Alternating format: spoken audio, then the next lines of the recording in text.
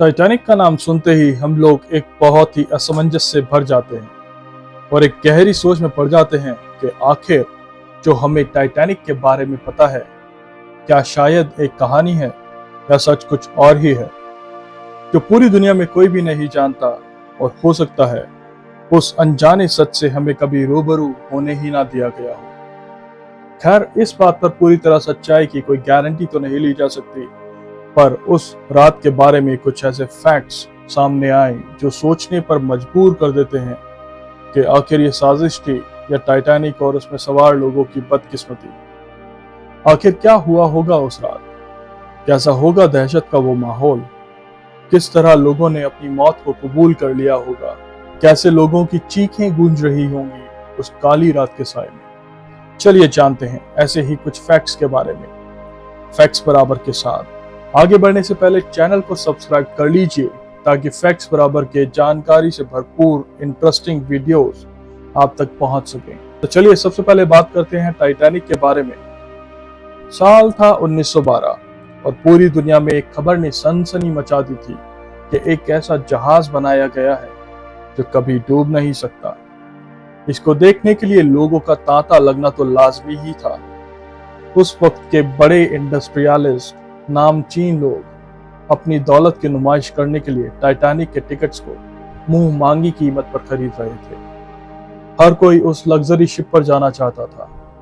बात ही कुछ ऐसी थी टाइटैनिक के बारे में। जरा सोचिए, टेलीफोन सिस्टम्स, एलिवेटर्स, इलेक्ट्रिसिटी, करीबन 23 नॉट्स की स्पीड, जो कि तकरीबन 42 किलोमीटर प्रति घंटा की रफ्तार के बराबर है, 3500 लोगों के रहने का इंतजाम, gym, squash court, Turkish bath और ना जाने कितने ऐशो आराम। आखिर हो भी क्यों ना। 70.5 मिलियन अमेरिकी डॉलर इसकी बनावट में खर्च किया गया था, जो आज के हिसाब से 400 मिलियन अमेरिकी डॉलर की बराबरी कर सकता है। 12 अप्रैल 1912 का वो दिन आ ही गया जब पूरी दुनिया में इस अजूबे को उसके पहले सफर के लिए तैयार किया जा चुका था। टाइटैनिक की मंजिल थी अमेरिका का न्यूयॉर्क शहर, जहां लोग बेताबी से इसके पहुंचने का इंतजार कर रहे थे।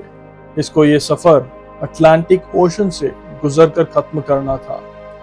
वो अटलांटिक ओशन जो कि अपने बड़े बड़े आइसबर्ग के लिए मशहूर था। मानवों द्वारा बनाया गया एक नायाब नमूना अपना सफर शुरू कर चुका था।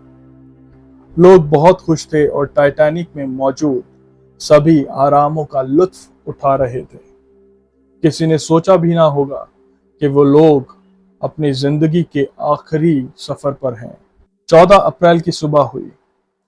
लोग इत्मीनान से टाइटैनिक के सफर में अपने आप को खुशकिस्मत समझते हुए अपना दिन गुजारने लगे। रात के खाने के बाद ज्यादातर लोग अपने केबिन्स में चले गए और सोने की तैयारी करने लगे। समंदर से गुजरने वाले जहाज अक्सर अपने आसपास वाले जहाजों को रेडियो से कम्युनिकेट करके बताते रहते हैं कि समुद्र के किस एरिया में बहुत सारा बर्फ मौजूद है और उन्हें कहाँ एहतियात बरतनी है, ताकि जहाज का कप्तान सही वक्त पर सही फैसले ले पाए। टाइटैनिक को उसके सफर के पहले दिन से ही ऐसी हिदायतें मिली जिसकी वजह से टाइटैनिक ने 2 बार अपने रास्ते में बदलाव किया। यानी कि 14 अप्रैल 1912 को टाइटैनिक को 5 से 7 आइसबर्ग वार्निंग्स दूसरे जहाजों से मिल चुकी थी, पर जहाज के कप्तान और क्रू मेंबर्स ने उसे पूरे तरह से इग्नोर किया और अपनी स्पीड बरकरार रखी। जानने वाली बात है, हर जहाज के ऊपर एक प्लेटफॉर्म बनाया जाता है जिसे क्रॉज नेस्ट कहा जाता है। इस प्लेटफॉर्म पर हर वक्त एक क्रू मेंबर मौजूद रहता है जो जहाज के सामने आने वाली किसी भी चीज को पहले ही देख लेता है और जहाज के कंट्रोल रूम में कप्तान को जानकारी देता है ताकि कप्तान जहाज की डायरेक्शन चेंज कर सके। उस सर्द रात में जब कोहरे की मोटी चादर ने सब कुछ ढाक रखा था, हाथ को हाथ तक नहीं दिखाई दे रहा था, टाइटैनिक अपने पूरे स्पीड यानी कि 40 से 42 किलोमीटर प्रति घंटे की स्पीड पर समंदर को चीरता हुआ चला जा रहा था। क्रोज नेस्ट में मौजूद क्रू मेंबर को कोहरे में आगे देखने में काफी दिक्कतें हो रही थी। अचानक उसके सामने एक आइसबर्ग जो कि एक छोटे पहाड़ के जितना बड़ा था दिखाई दिया। उसने उसी वक्त कंट्रोल रूम में कॉल कर कप्तान को इस बारे में बताया, पर अफसोस जब तक कप्तान कुछ कर पाता टाइटैनिक आइसबर्ग से टकरा चुका था। इतनी तेज स्पीड पर होने की वजह से जहाज वक्त रहते अपना रास्ता बदलने में नाकामयाब रहा और उसका आगे का वो हिस्सा डैमेज हो गया। बदकिस्मती से लोगों के बीच में शुरुआती तौर पर सब कुछ नॉर्मल था, क्योंकि टाइटैनिक को तो मशहूर ही किया था कभी ना डूबने के लिए। पर उनकी यही सबसे बड़ी गलतफहमी साबित हुई और टाइटैनिक पर सवार कितनों को अपनी जिंदगी से हाथ धोना पड़ा।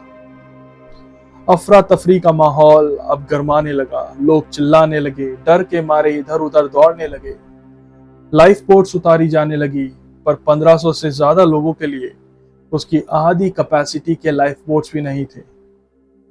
ये कैसी गलती थी, या फिर कुछ ज्यादा ही भरोसा था टाइटैनिक के कभी ना डूबने पर? लोग एक दूसरे के ऊपर चढ़ रहे थे सिर्फ लाइफ बोट्स में जाने के लिए। एक ऐसा जहाज जिसे सबसे ज्यादा सेफ कहा जाता था और बोला गया था कि वो कभी डूब ही नहीं सकता, बस एक टक्कर से इतना डैमेज हो सकता है कि सिर्फ 2 से 3 घंटों में 2 टुकड़ों में बट जाए। क्या आइसबर्ग ही इसका एकमात्र कारण था, या कुछ ऐसा अनदेखा जिसके बारे में टाइटैनिक के सर्वाइवर्स भी बताते हुए घबराते हैं? जब टाइटैनिक के कप्तान को समय पर वार्निंग्स मिल चुकी थी कि जिस रास्ते जहाज आगे बढ़ रहा है वहां आइसबर्ग्स मौजूद हैं, उसके बावजूद क्यों इन वार्निंग्स को नजरअंदाज किया गया? क्या कप्तान चाहता था कि यह टक्कर हो, या किसी ने उसे ऐसा करने के लिए मजबूर किया? टाइटैनिक के ही रूट पर एक और जहाज कैलिफोर्निया, जो कि केवल 37 किलोमीटर दूर था, और वो जहाज दरअसल टाइटैनिक के इतने करीब था कि जो पैसेंजर्स टाइटैनिक के डेक पर मौजूद थे वो कैलिफोर्निया जहाज को बिल्कुल साफ देख सकते थे। टाइटैनिक से डिस्ट्रेस सिग्नल भेजे जाने के बावजूद क्यों कैलिफोर्निया जहाज के कप्तान ने अपने क्रू मेंबर्स को ये कहा कि वहां कोई पार्टी हो रही है और टाइटैनिक को किसी मदद की जरूरत नहीं है?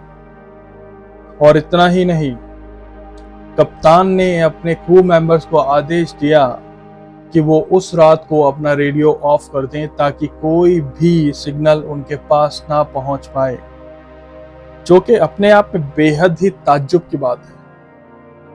अगर इन सारी कड़ियों को जोड़कर देखा जाए तो टाइटैनिक का डूबना स्वाभाविक कहीं से भी नहीं लगता। जानने के लिए कई सारे सवाल आज भी मौजूद हैं, पर उस समय का अजूबा आज समंदर की गहराइयों में शांत बैठा है। मानो लगता है कि वो कुछ कहना चाहता है और उस रात की दास्तां और सच्चाई को बयां करना चाहता है। पर क्या हम कभी जान पाएंगे वो सच्चाई? शायद हाँ, और शायद कभी नहीं। खैर, ये थी एक छोटी सी पेशकश फैक्ट्स बराबर टीम से। अब विदा लेता हूं और फिर हाजिर होऊंगा जल्दी ही एक और इंटरेस्टिंग फैक्चुअल वीडियो के साथ। अगर वीडियो अच्छा लगा हो तो जाने से पहले लाइक करना ना भूलें